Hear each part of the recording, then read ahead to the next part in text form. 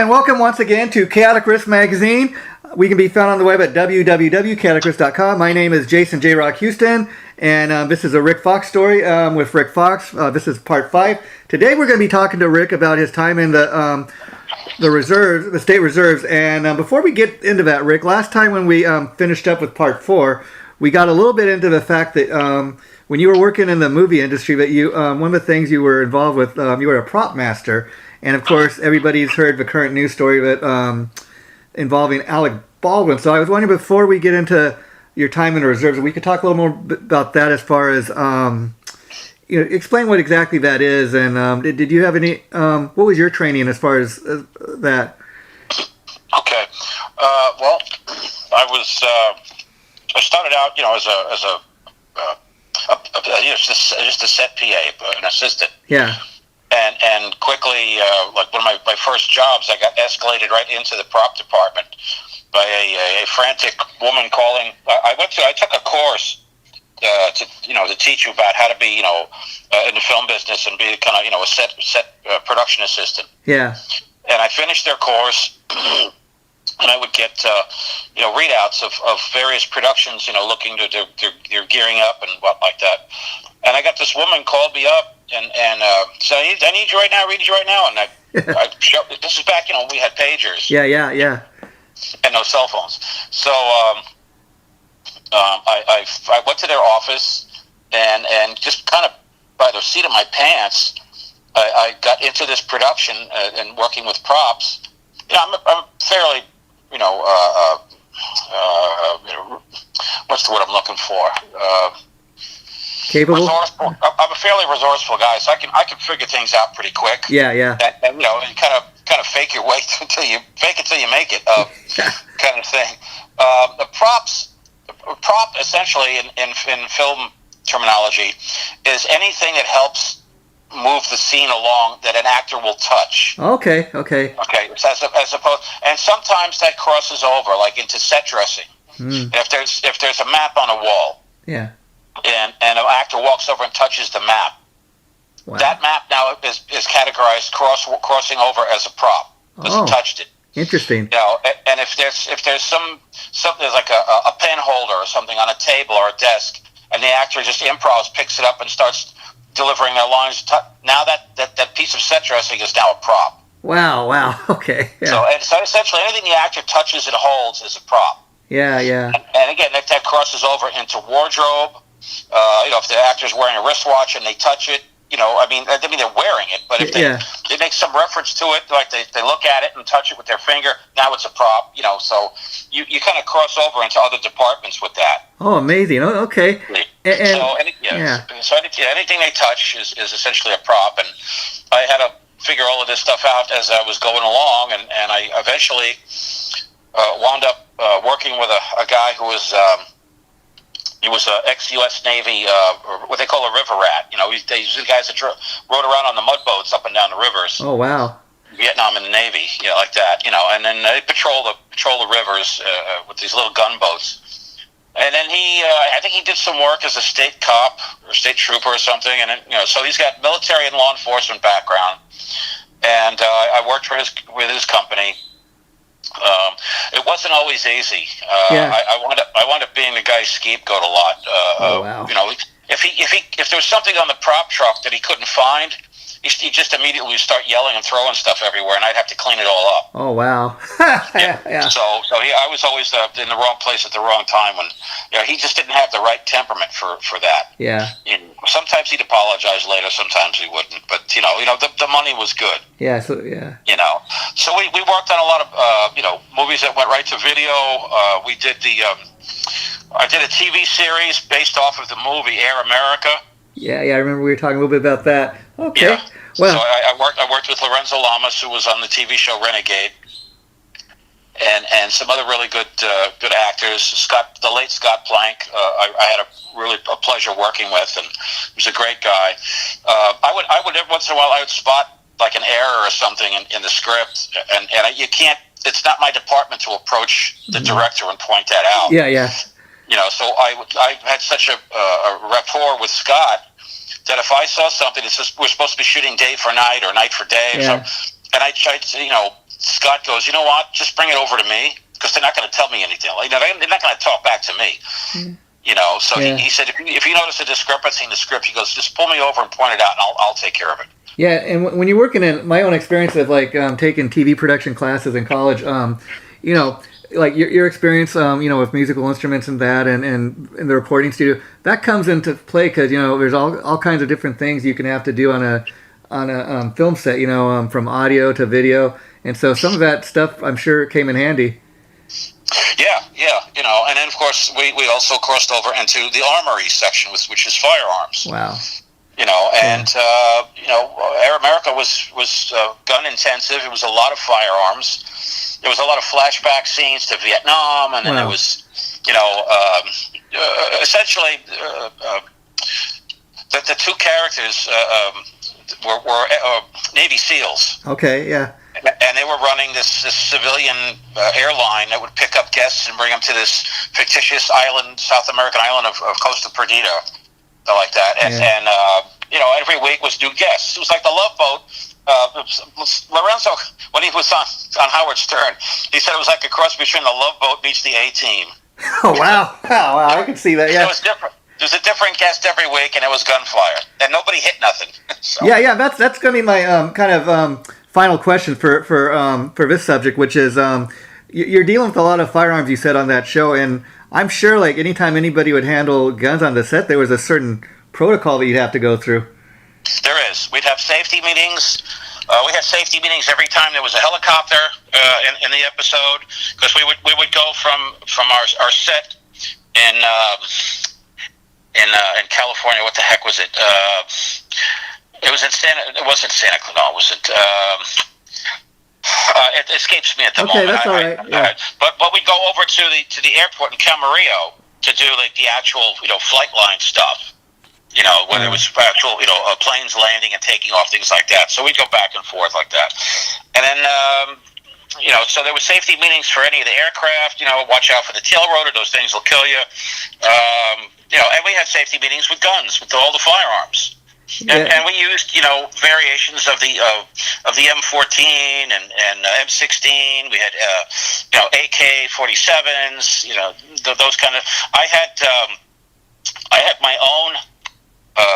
Was like the variation of an AK is called a Mac 90. It's a semi-automatic. It's not a full automatic. Wow. And I had found a company that was making what they call a bullpup configuration, which really shortened the whole thing up and put the magazine with the ammunition up behind the trigger housing instead of in front of it. Wow. Like that. And it looked really kind of futuristic. So I showed it to the prop master that I was working under.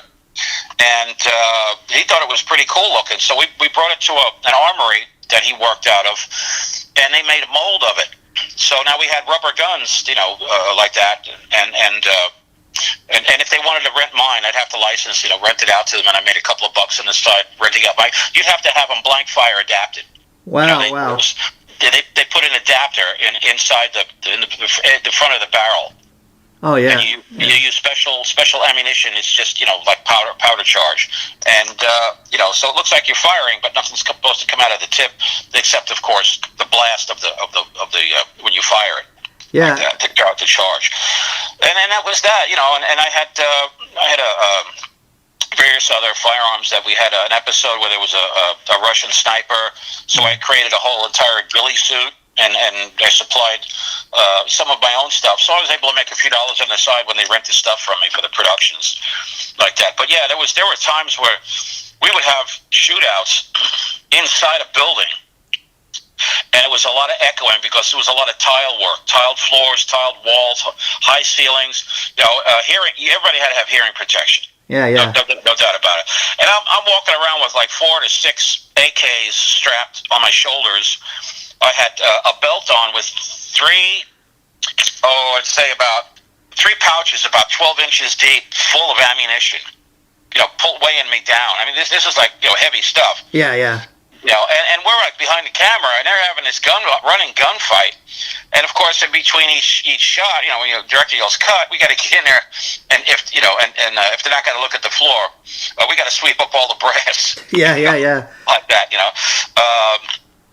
So yeah, there was a lot of that going on, you know. And of course, the guys from the electric department would commandeer all of the 4-wheel drive, you know, vehicles and like that, and for all of their equipment. And then I'd have to, you know, it's either hump the stuff or sneak away with one of their vehicles, you know, because there's a lot of stuff to carry. It's real heavy. We had a couple of prop carts to carry a lot of the stuff on as well, too. So, you know, if we're outdoors and it rained and the ground is muddy, then it's like Napoleon's retreat from Moscow, and it's like trying to push wheels through the mud. Oh, wow. Like that. But, you know, I made good money when I was on Air America. Oh, I mean... yes. So we shot in Ventura, like that, up in Lake Casitas, around that area.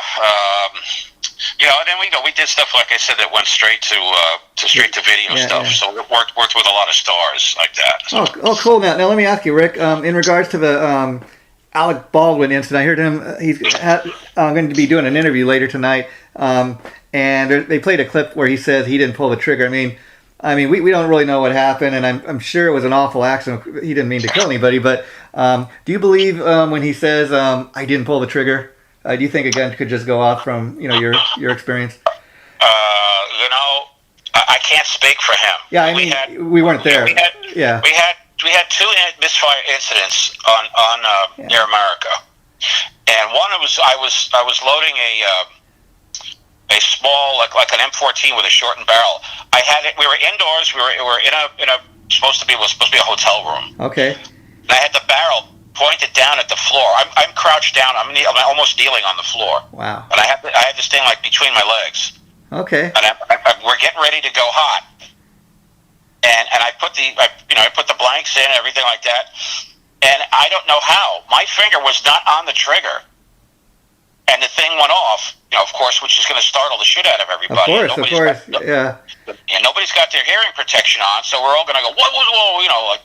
And I come under the microscope because, you know, it's my responsibility. Yeah, of course. We were never able to figure out how it fired, even though it would fire down into the floor. That's interesting. So, okay, I guess that's possible. That's why I was asking you, because you know more about this. If your finger is outside the trigger guard, yeah. So naturally that's going to put it lined up alongside the trigger. Oh, wow.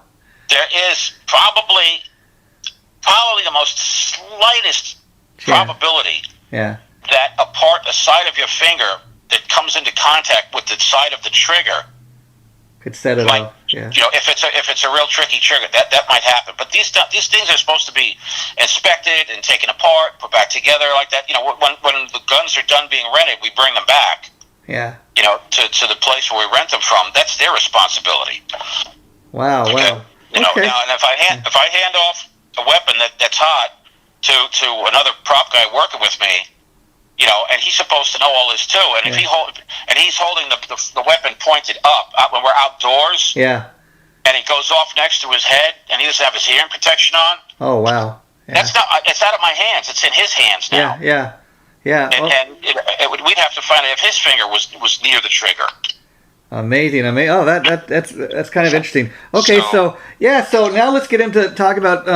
I guess you sent me a picture last night, Rick, and the caption said you were in reserves for 5 years, and I believe it was 1995 to 2000. That's the time of your life we're talking about. So, talk about the decision to kind of because that's point in your life where, you know, kind of the music career has kind of been put on hold at least for a while. So what was your decision process as far as I think I'm going to try this?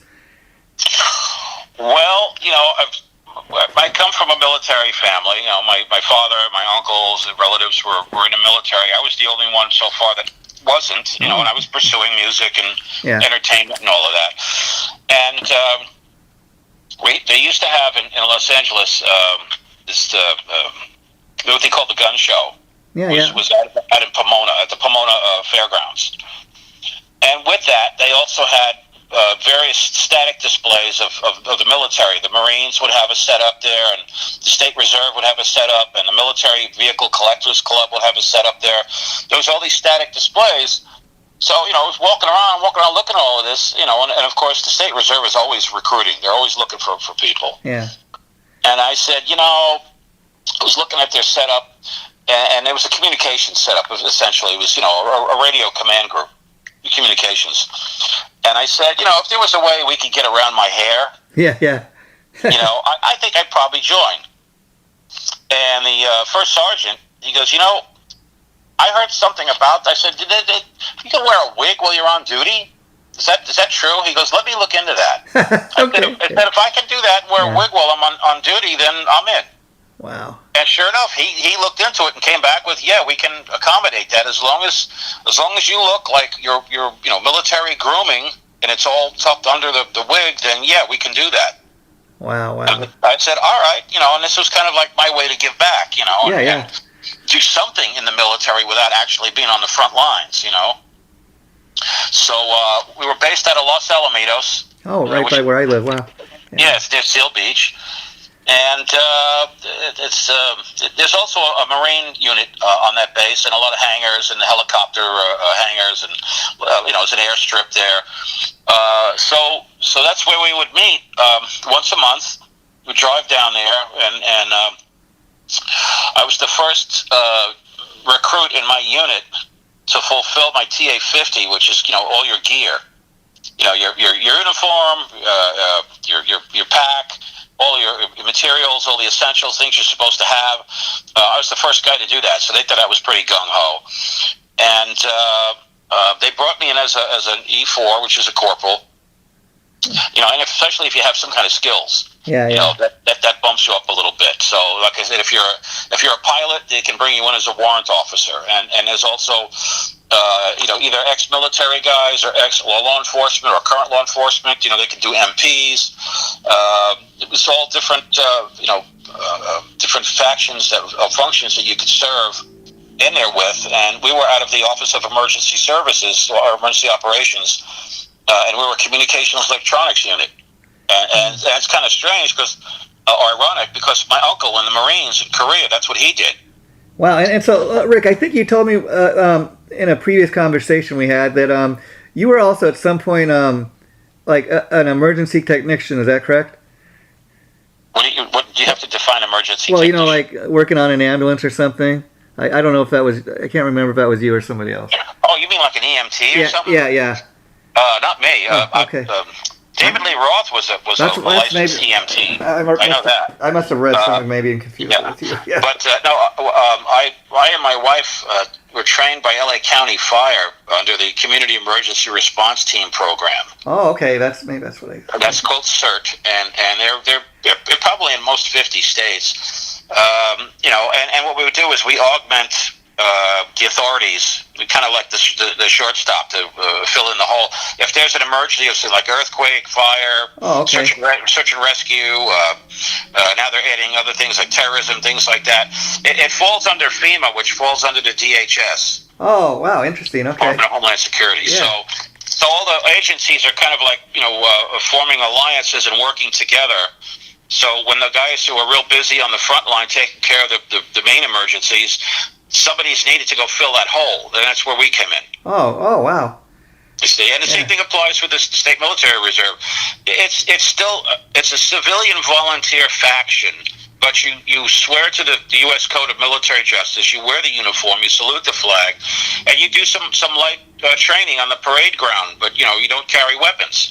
That's changed now, and they've brought back at least the California State Reserve. They're wearing sidearms, or they're able to carry weapons. So they were originally, and then there was an incident, and they stopped it, and now they're able to carry weapons again. So like that. And what they do is they also help train the National Guard. Those guys come into the Guard. Oh, wow. So yeah, we did some cross training with the National Guard, and we got activated twice by the governor of California. So we were on duty. I got a couple of citation ribbons. I can't find the other ones, but I do have the one that's it's in that picture that's on my citation from the governor. Oh, wow. So, and now, when you're in reserves, do you actually live on the base? You go a couple days a week, or how does that work? The first Saturday of every month. Oh, wow. Okay. And you also have a sheet of paper that whatever you do in that space of the month, that's dedicated towards what you do with the reserve. You keep track of these things, And it could be any myriad of things. It could be anything you do that if it's related to somehow to what you're doing with the reserve, you tick that off on the paper and you write in what it was that you did, and that what works towards at the end of each month, and then subsequently at the end of the year works towards how much time you actually put in. Oh wow! So yeah. So we don't get paid, unless you get activated. Yeah. If you're activated, then you get like a stipend, from the government. But other than that, just like I said, you're still a civilian volunteer in uniform. And so, like at that time, besides being in reserves, did you have a job like during the week that you went to, and then you'd go do this on the weekend? That's where the thing started to get a little abrasive. Is I was working in the film industry. Oh, okay, yeah. And then you had and the thing is, in the film industry, if you have to do something that's going to coincide with being in the reserve. Yeah. It's like, okay, yeah. You can't take time off when you're working in the film industry because there's always somebody ready to take your place.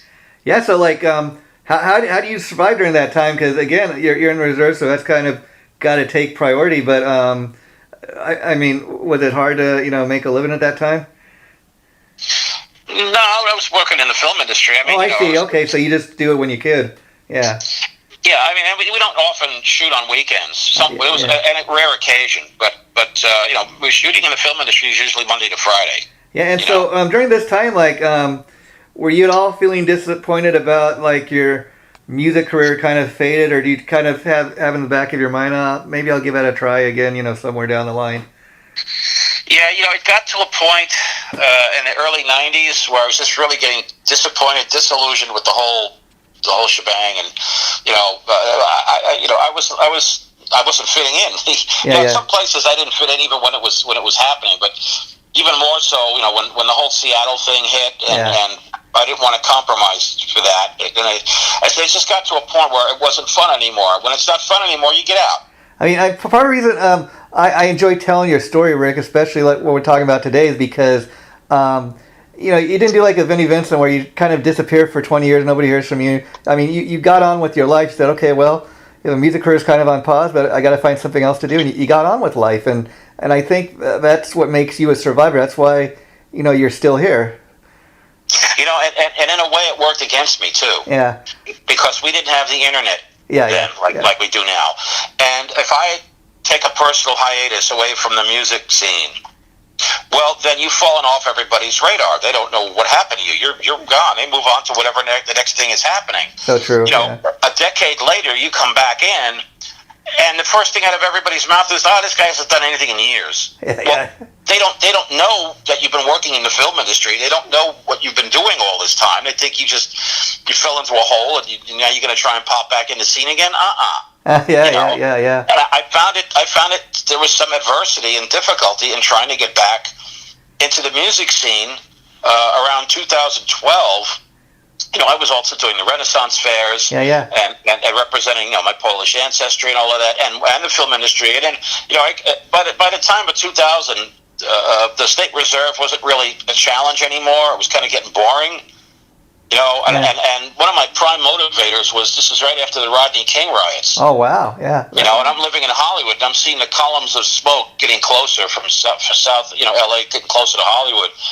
And I said, you know what, if the shit hits the fan, I want to be on the right side of the fence. Yeah. So that was one of my motivators for joining the State Reserve. And I put in my 5 years. They only credited me for 4. That's military intelligence. What do you go figure.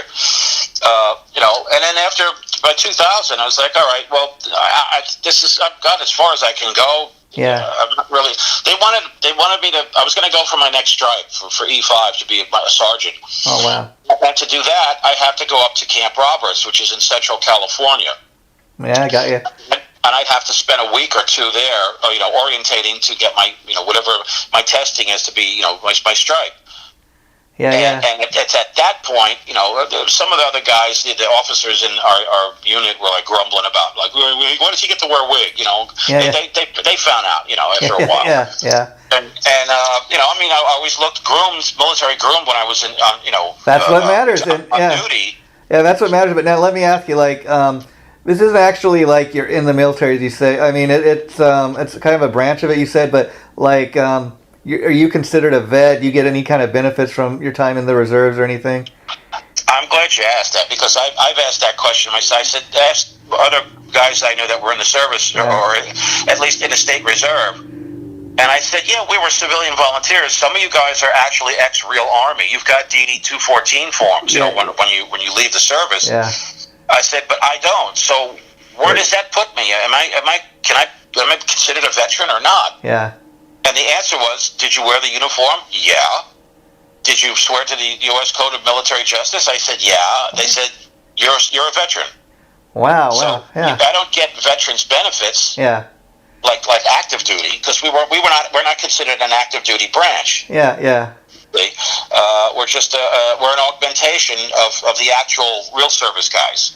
Yeah. So here's a question, just to kind of clarify what I'm asking. So like, if you were, let's say, retirement age and you're ready to retire, do you get any kind of retirement from being in that branch of a service like a regular vet would?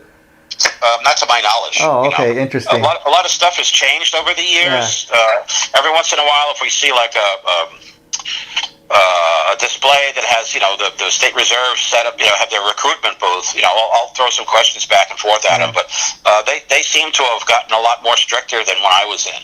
Oh, interesting. Now, when you were in the reserves, did you ever get to go out, like, every so often you'll go to like a thing where we have people from different branches of service, and you maybe tell somebody about your experience and what it was like, or even going to schools and telling kids about you want to join the service, what it's like, or anything like that? Well, once I was in, and I went like gung ho on it. I mean, I got my own tents. I camouflaged everything. I made creative like my dad was, and I would build recruitment displays. Yeah. Like that, and put them on trifold boards and have that stuff set up. So I have pictures of that somewhere. I would go back to Pomona Gun Show, and I'm part of the static display, and wow. I have a whole display for people, to scratch and sniff, come up and see what the pack looks like, see what the MREs are, some pictures of us. We would go out and do field exercises. We'd go out in the middle of like Red Rock Canyon.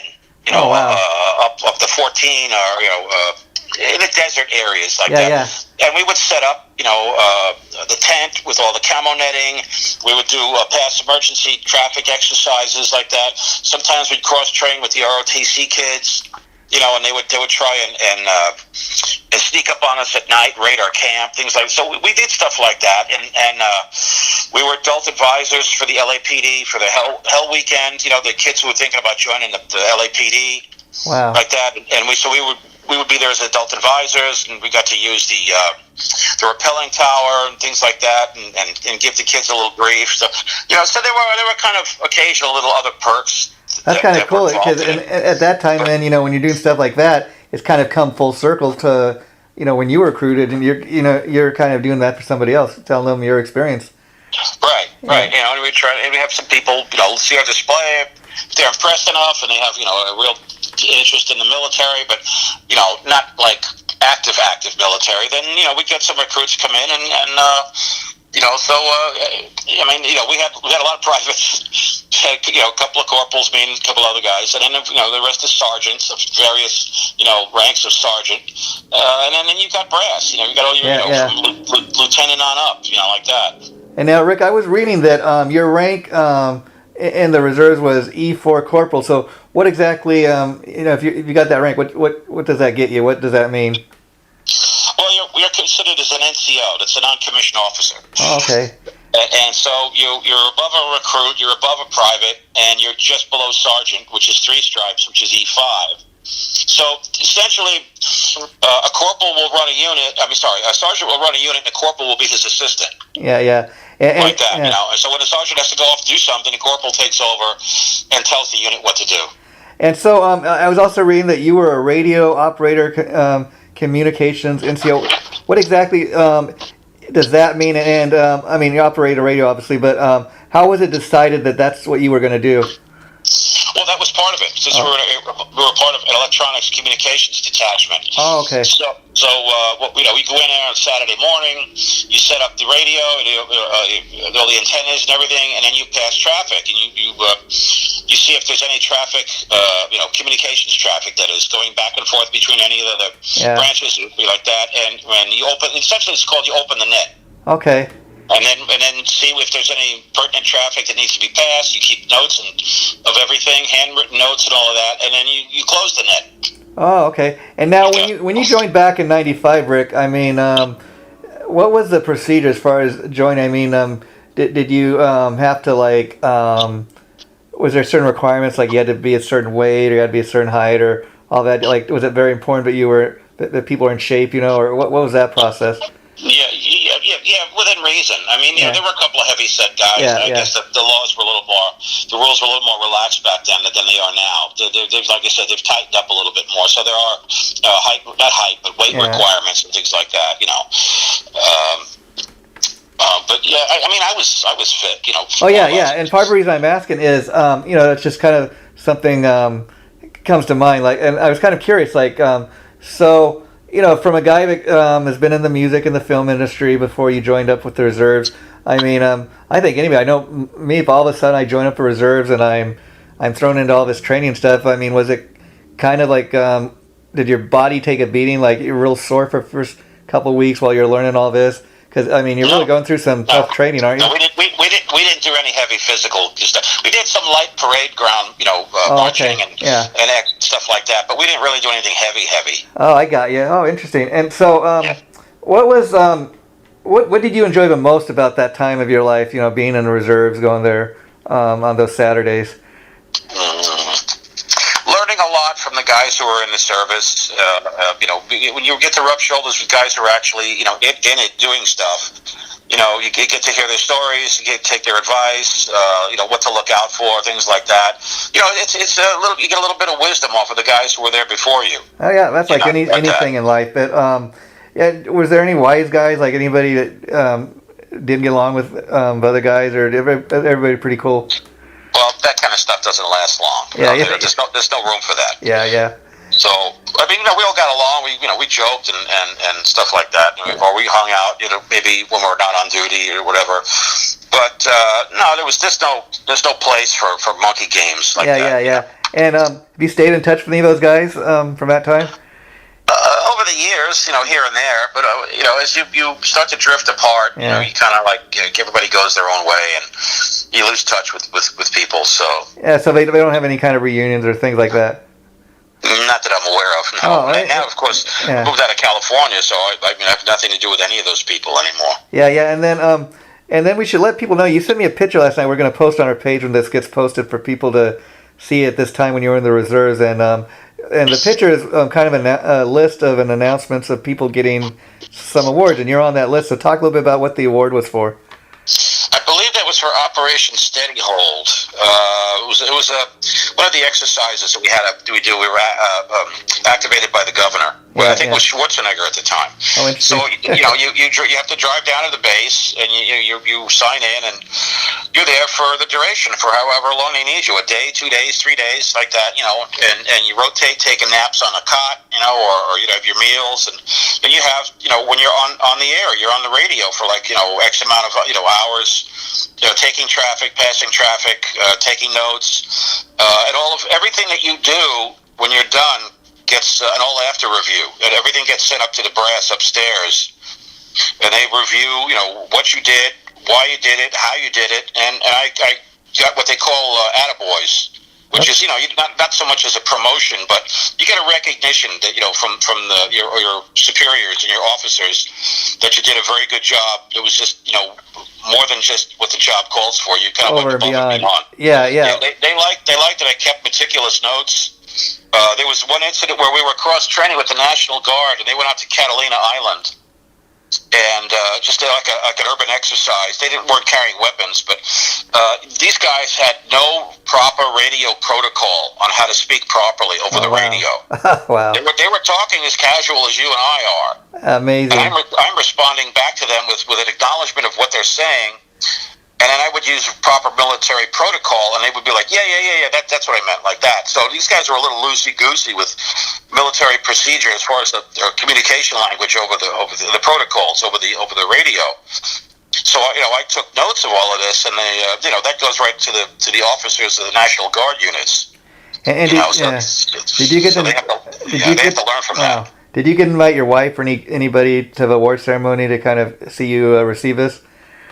Well, it wasn't really so much a ceremony of a game. I mean, we'd show up there on the base, and they'd give us the whole unit would be in formation, and the commanding officer would read, the notes for the day, and any kind of awards or anything like that. And then, so they call each guy up, and you walk up, and they give you your certificate there, like that. And you shake hands and salute, and you're back to your place, and in the ranks like that. So it really wasn't like a party or anything. I see. Okay, so when that's kind of posted and you see you're receiving an award, that must have been a great feeling. Yeah, it's a sense of accomplishment. Yeah, exactly. You've actually done something that you've given back. And see, that's the thing when you tell me about some of these guys that kind of, slag you over the years or try to, call you has-been or whatever. They have no idea what your life stories or what you've been through. I mean, I bet half of those guys haven't been through anyway half of what you just were talking about in the reserves. Well, especially with the internet too, a lot of people don't know what's going on with you all the time, always. So there's always going to be somebody who was out of the loop at that particular moment, missed whatever the information was. So when we share that notification that you put out that I'm going to be on with that picture, and I sent it to several other Facebook groups. I've seen that. Yeah, that's good. I get guys going, "Wow, that's you? I didn't know that." Yeah, and and then we have your show where we say, "Tell me more." Yeah. So I tell you more about what it's about, and you get these people going, "I never knew that." So every day there's going to be somebody new who says, "I never knew that." So as long as they're interested and they're asking, then we'll keep telling. Yeah, and I'll tell you, Rick. Initially when I had the idea to do this, I didn't know what it would become. I had an idea that I want to tell this guy's story in a way it hasn't been told. I mean, because we've even touched on stuff. Even today, I think a lot of people aren't even aware of. And like you said, it'll be saying, "Oh, really? Oh, that's cool. I had no idea that Rick has been through that or whatever." And every time we post like, "Oh, we're going to be recording a new episode," you post stuff like that, and it's amazing. As much as people may, you have a certain number of people want to trash you and stuff. It's just amazing. Anytime you post anything anywhere, people respond to it. Like I have this. I have this other guitar player I know, Mike Flores. He's like, he's telling me, boy, he was at Rockin' Pod, and I guess you went there too. And he's like, everywhere Rick went that day, man, he that guy, I don't know what it is, but he's so popular. Well, from your lips to God's ears. Yeah. Thank you. I don't really notice that. So. Well, I think what he means is like, I think since you've been trying to make a comeback, which we're going to eventually get to in a future episode, as far as all this stuff since you've come back. Like especially since the internet, you were talking. You're on a lot of these podcasts, and you really put yourself out there. But that's kind of what you have to do, and I think that's why every time you post something, people are kind of interested to see. Oh, this is Rik Fox. He used to be in WAF. He used to be in Steelers. Oh, he's kind of doing all these interviews. Let's see what he's up to, and people for whatever reason have an interest. I'm glad. I'm grateful. I don't see a lot of people very interested, but the ones that do, that's good. And we've reached some people, and that's important. Yeah, so, and what's interesting is we've done 4 of these so far, and like the first. There was one of the films I worked on was a military film. It had some really cool actors. Yeah. The film was called Surface to Air. Okay. And it went, it's a video. Yeah. But it had Chad McQueen, which is Steve McQueen's son. Oh wow. Melanie Shatner, who's William Shatner's daughter. Okay. And Michael Madsen, who was in Reservoir Dogs. I mean, Michael Madsen's been in like a ton of films. Yeah. Like that. And it was a great film to work on. This was years before I had moved to Agua Dulce, but that's a famous film location up there at Vasquez Rocks, which they used the Blazing Saddles. It doubles for any desert background for films or science fiction like that. So we shot there. Star Trek shot there, and so it was great working doing this military film, because we actually had a real group of United States Marines as what they call a trap team, a rescue team, to go after this downed pilot, which was McQueen and Shatner. They were these downed pilots. And let me ask you, Rick, when you're making this film, is this before or after your time in the reserves? I'm sorry, say it again? The film you were just talking about, was that after your time in the reserves or before? I think that was just before. Okay, yeah. No. I think this was Was it 98? I think it might have been right around the same time. It was close. It was real close. And so that would be kind of interesting. I'm thinking now you've got experience like in the reserves, and you could kind of on a set like that say, you know what, I kind of can relate to this, or I know what it's like to kind of be on a military base. Well, when we had, like I said, a group of actual U.S. Marines, so during the breaks and when nobody's doing anything or during lunch, you got to kind of rub shoulders and yakety-yak with the guys, and we got on so well with their senior NCOs that they invited us to one of the Marine bases for it was an exercise where they have other veterans or the paying public get to come out and watch an actual real Marine battle exercise and see where the tax dollars are going. Yeah. So I think we went to, I don't know if it was Pendleton or somewhere. We went to watch this Marine exercise. We're up on a hill and we're watching down in the valley. And we're watching the M1 Abrams tanks firing, and you can see the rounds going down range, and there's a couple of F-18s dropping ordnance, and bomb up in the distance in the hills like that. This is pretty cool.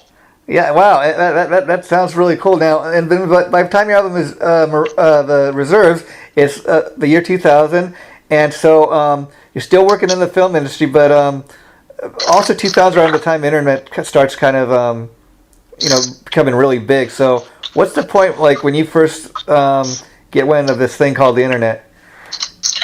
Well, I was getting more involved at that point from 2000. No, actually, from 1998 on, I was getting involved with the Renaissance and living history. Okay. Renaissance fairs, things like that. Yeah. And I started out like I was still new to what the internet was. I seen people using the internet, like to create websites, things like that.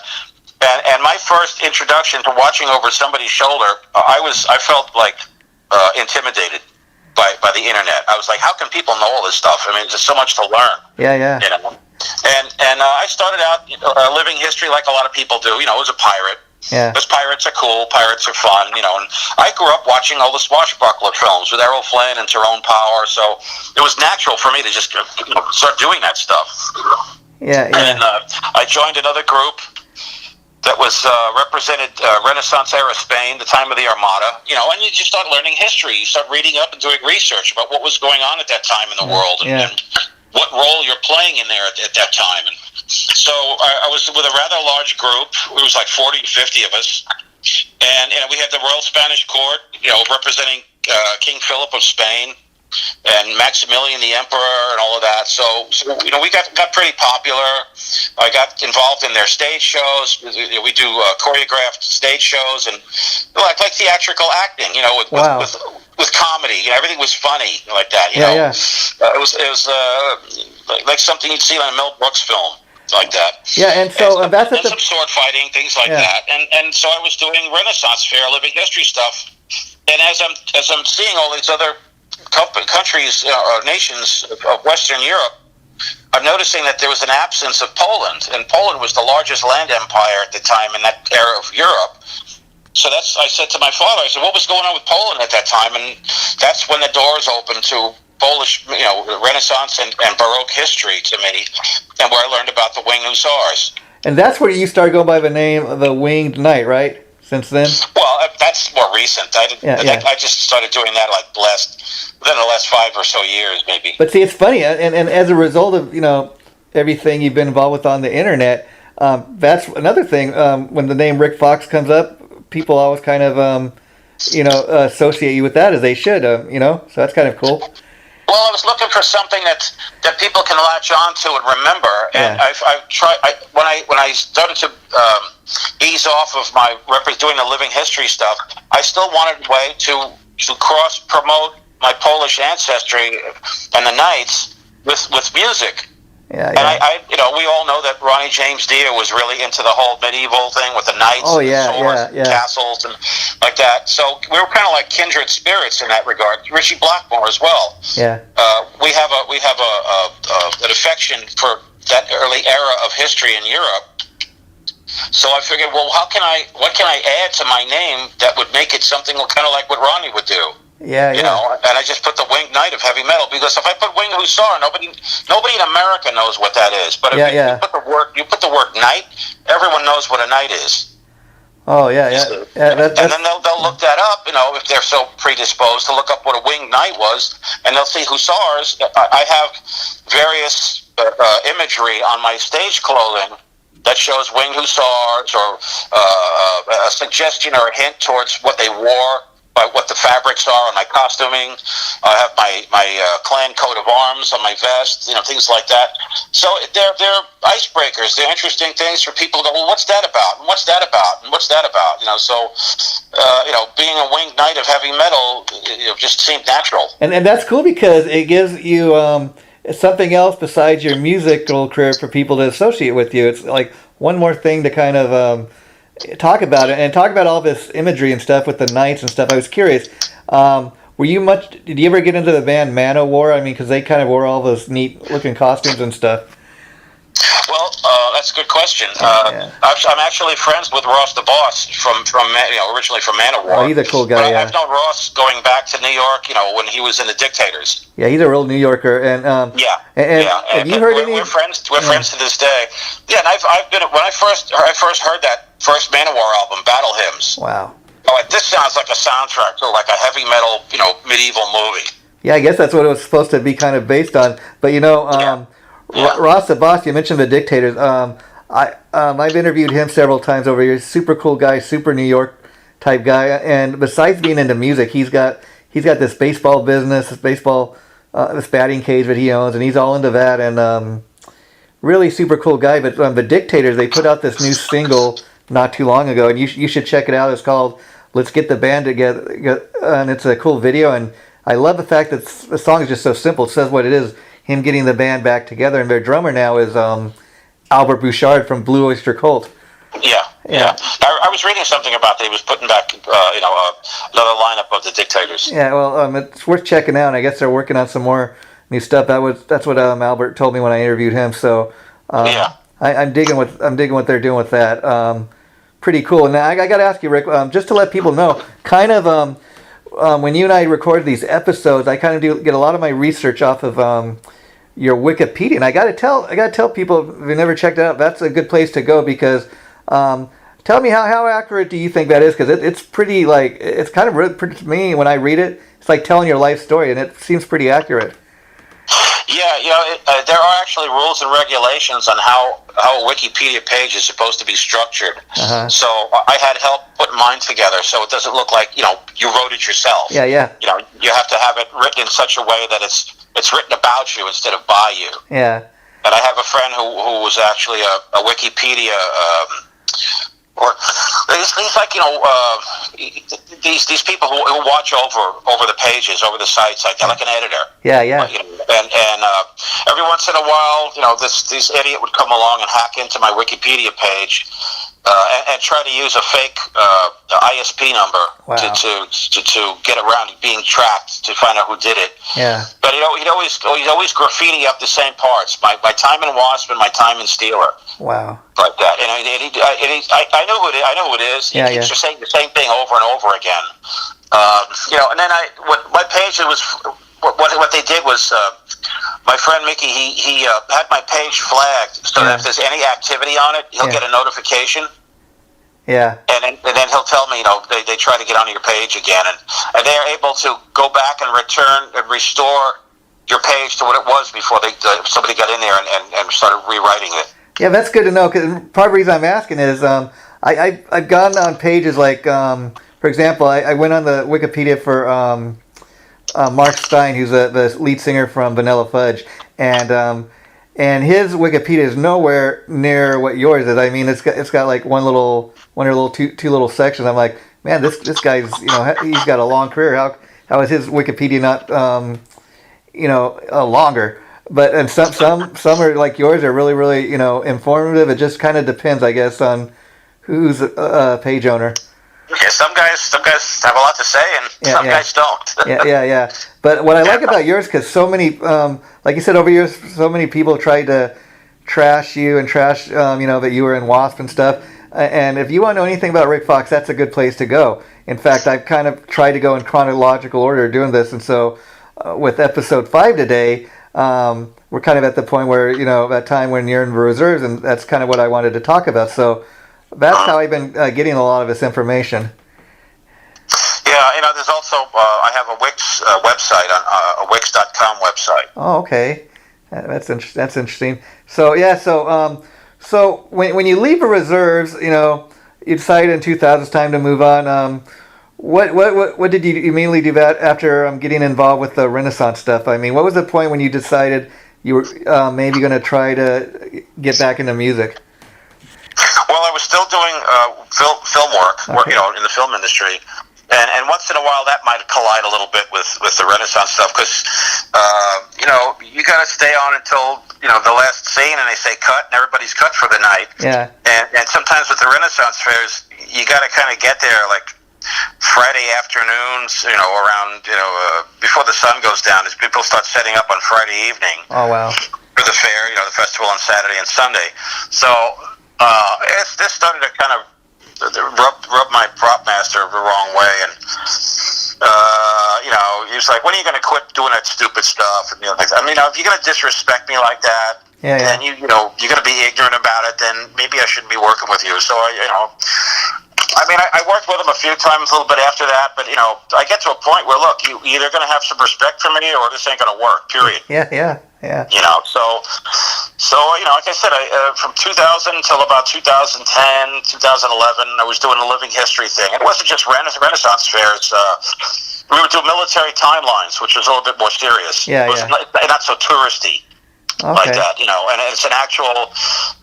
It's set up like a Renaissance fair, but it's more just this group does this era of military history. This does this.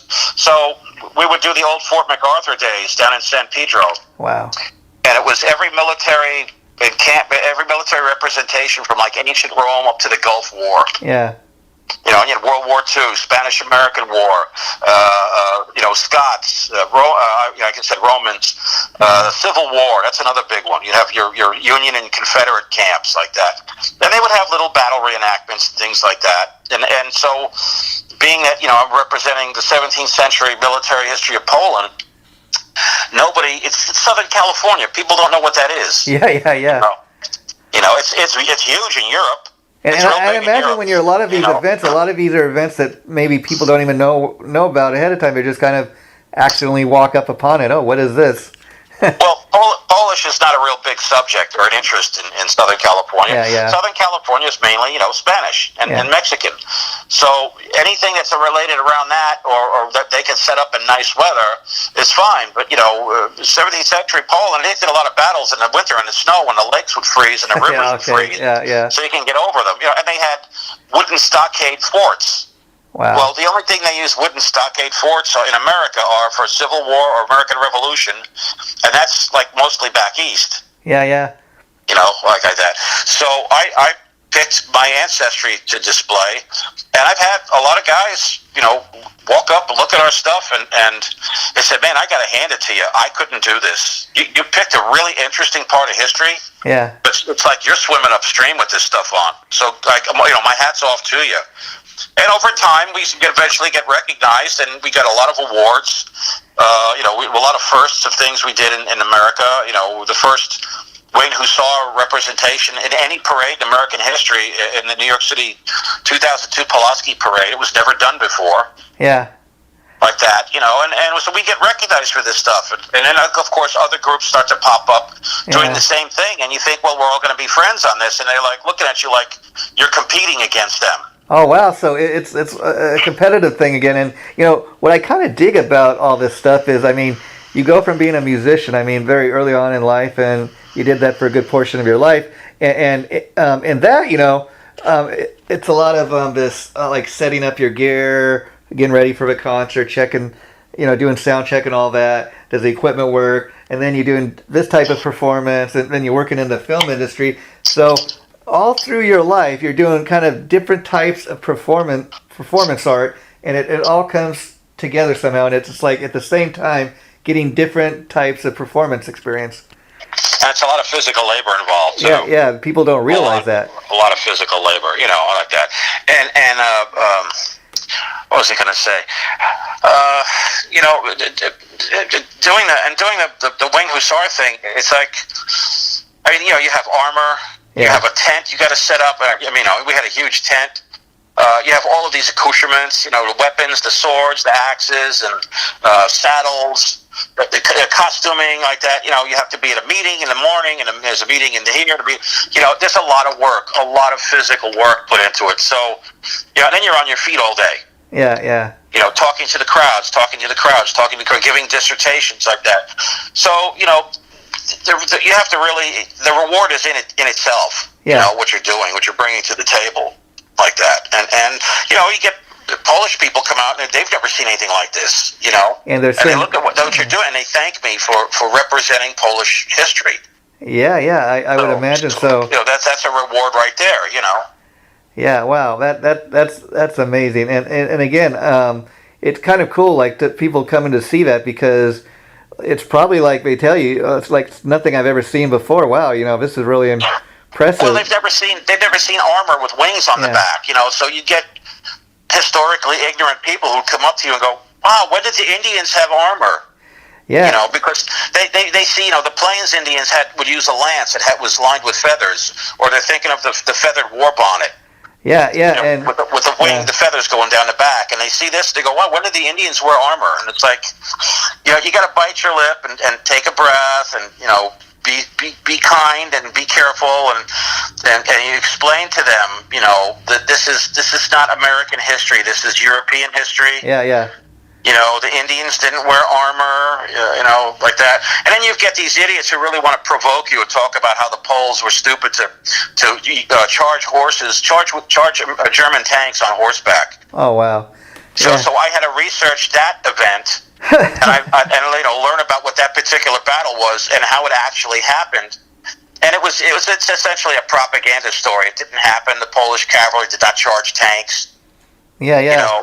But you have to be able to bite your lip and explain it to these people what it actually they're clueless on. And another cool aspect of this, I would think, from doing this, I'm willing to bet, knowing you, Rick, that you've got like a collection of swords and different types of outfits of this Polish heritage stuff. That's got to be pretty cool. Well, my first outfits actually I made sitting on my living room floor in my apartment in North Hollywood. Oh wow! I didn't make the armor. Yeah. I had the armor made, and my first pieces were not made correctly. So, being my father's son, how guys are, will tend to take something apart and see how it's made, put it back together again.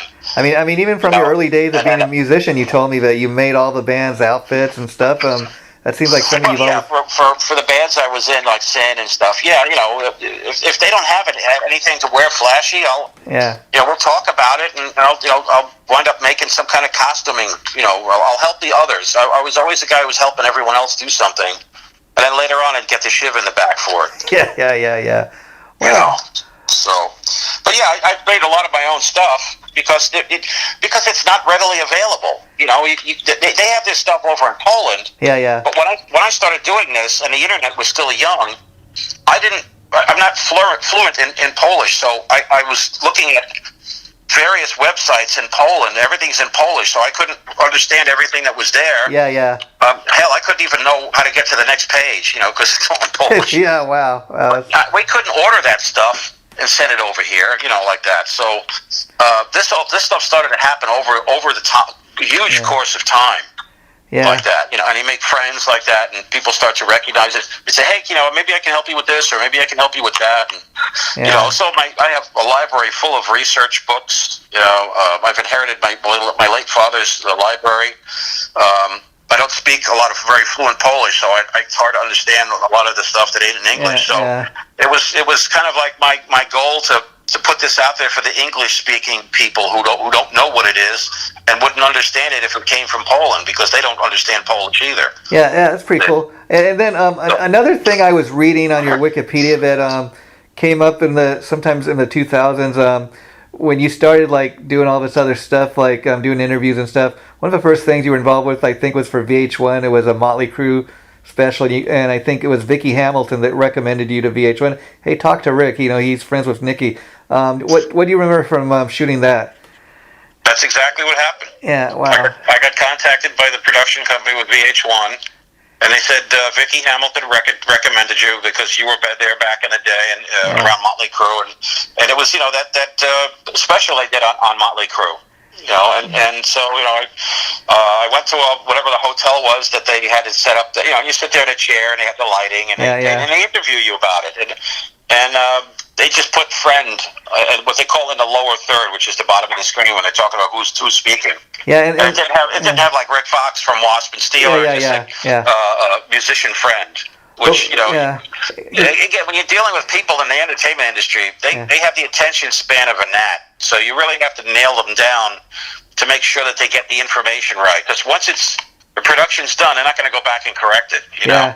Did you kind of feel like the dinosaur rocker at that time? They asked me about what it was like being around Hollywood at that time and watching the early beginnings of Motley Crue and I told them how cool Nicky was to me, and there were times we would just hang out, just him and I, two guys talking and like that, and he liked the fact that I came from New York because he loved the whole New York punk scene and the image and all of that, and he would give me his hand-me-down, costumes whenever they got new stuff. He'd give me some of his old stuff or some amps. If he'd get new gear, he'd say, "Hey, Rick, go to SIR Studios.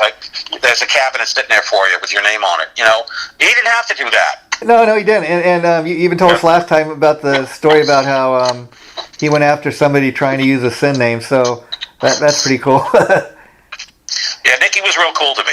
And talk about Vicky Hamilton. I'm sure you knew her from the music scene, but do you remember how you first met her? Or you must have left some kind of impression on her for her to even, remember you. That's pretty cool. Yeah, because I didn't know her that closely. I knew her in passing. Yeah, that's what I mean. Yeah. We could say hi and stuff at a club, but Vicky and I never actually really sat down and talked. Interesting. Okay. So, but I thanked her. I saw her at the NAMM show, and some years ago, and I thanked her. My wife goes, "Hey, there's Vicky Hamilton. Let's go over and talk to her." And thanks again for recommending me. And she says, "You're welcome." Yeah, she's a name that always comes up. So she was a big part of the rock scene back in the day. I just saw a video with her on YouTube. I think it was yesterday. She was giving a tour of various Hollywood locations that were famous with the scene, and she took everybody, the film guy, over to I don't know how old this video was. She took the guy over to 1140 North Clark Street, where Motley Crue lived. She apparently lived at that building. I didn't know at the time, but I lived right next door to Nicky in that same building, so I was there when that was happening.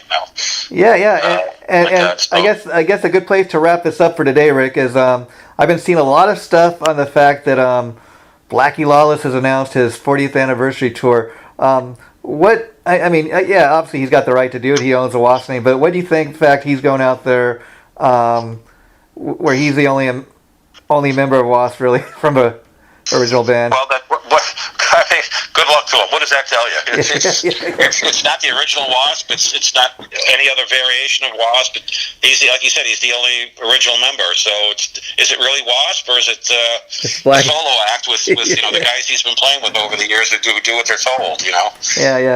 I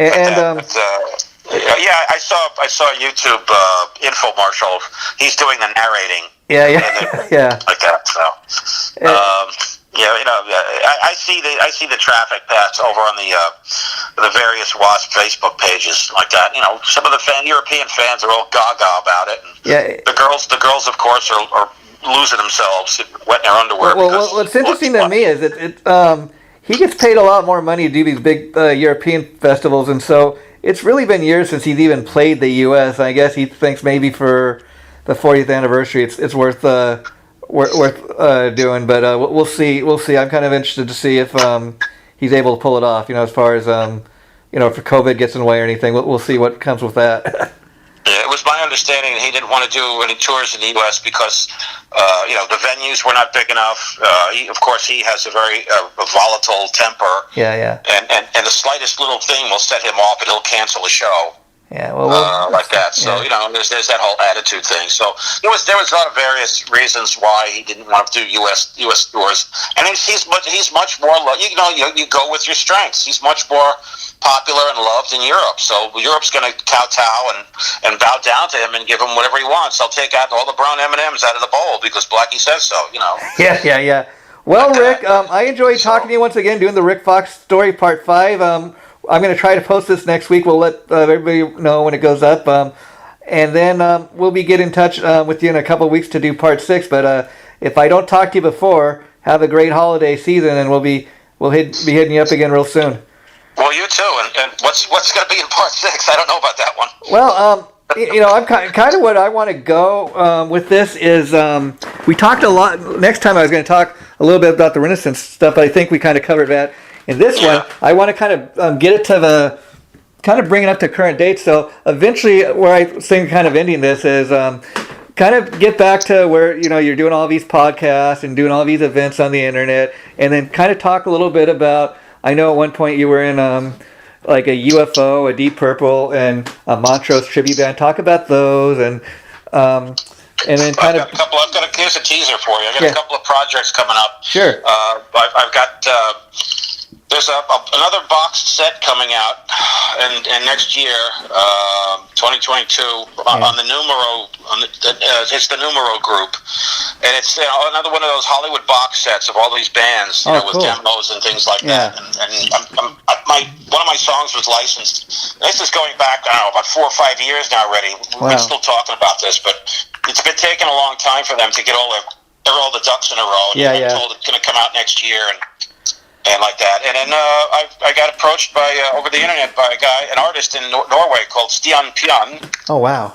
And he reached out and asked me to play on one of his songs on his project. And it's like he's got a huge stable of like huge players. Yeah.